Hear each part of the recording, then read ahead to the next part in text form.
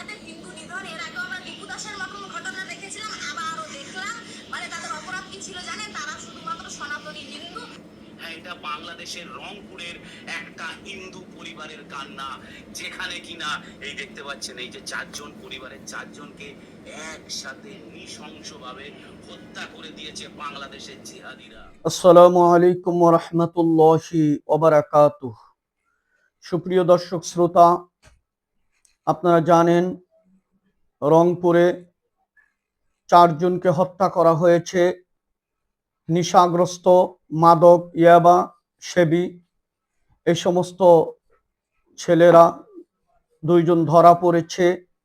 কিন্তু এটাকে ভারতীয় দালাল এবং এই দেশের ওই মোদির কুকুর, পোষা কুকুর শেখ হাসিনার দালালের বাচ্চারা এটাকে বলছেন যে বাংলাদেশে নাকি ওরা খবরে প্রচার করেছে বাংলাদেশে জঙ্গিদের হাতে, জিহাদিদের হাতে হিন্দু খুন হয়েছে।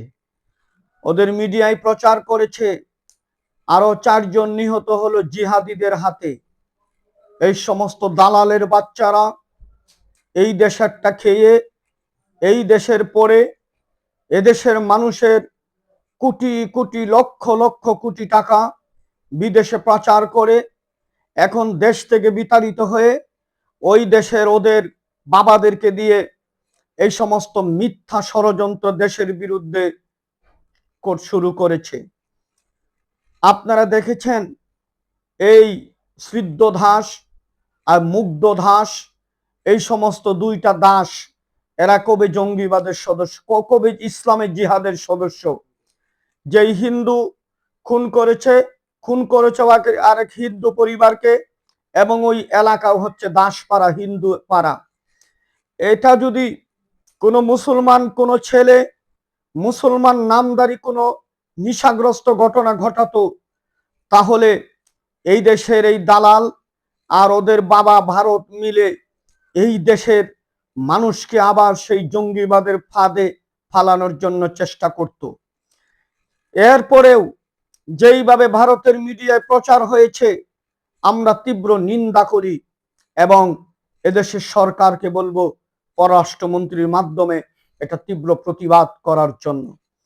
এদেশের সরকারের বিরুদ্ধে আমরা যত সমালোচনা করি, যাই করি, দুষ্ত্রুটি সরকারের থাকবে, সমালোচনা আমরা করব।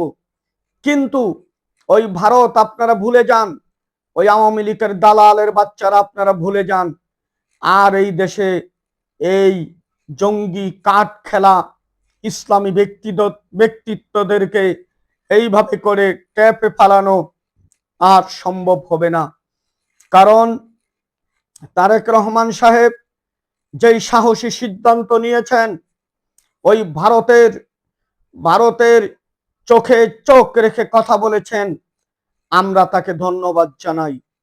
এদেশের মানুষ ভারতকে আর ভারতের সেই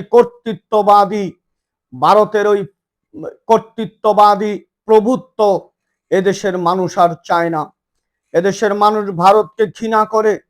তারেক রহমান সাহেব এদেশের মানুষের সেই সিদ্ধান্তকে সম্মান করে। আসলেও ভারত কেন উঠে পড়ে লেগেছিল আমাদের প্রধানমন্ত্রী তারেক রহমানকে ওই দেশে নেওয়ার জন্য, সেটা জাতি পরিষ্কার, বিশ্ব আজকে পরিষ্কার। কারণ সৌদি আরবের নেতৃত্বে যেই মক্কা জোট গঠন হয়েছে, এই জোটে বাংলাদেশ যাতে যেতে না পারে তারেক রহমানকে নিয়ে সেই অনুরোধ করার জন্যই তারা নিজেরা ঘোষণা দিয়ে তাকে জোর করে সফরে নিতে চায়। বেহায়া নির্লজ্জ একটা দেশ। আমি কবে সফরে যাব, কোন দেশে যাব সেটা আমার সিদ্ধান্ত। আরেক দেশ জোর করে আমাকে সফরে নিবে, এটা একটা লজ্জাহীন একটা দেশ। মোদী সরকার ছাড়া আর কারো পক্ষে সম্ভব হতে পারে না। বিষয়টি হচ্ছে আমরা এদেশের মাটিতে যেই ঘটনা ঘটেছে আমরা তার তীব্র নিন্দা জানিয়েছি এবং বিচার কার্য হচ্ছে। এটা এদেশের আভ্যন্তরীণ বিষয়।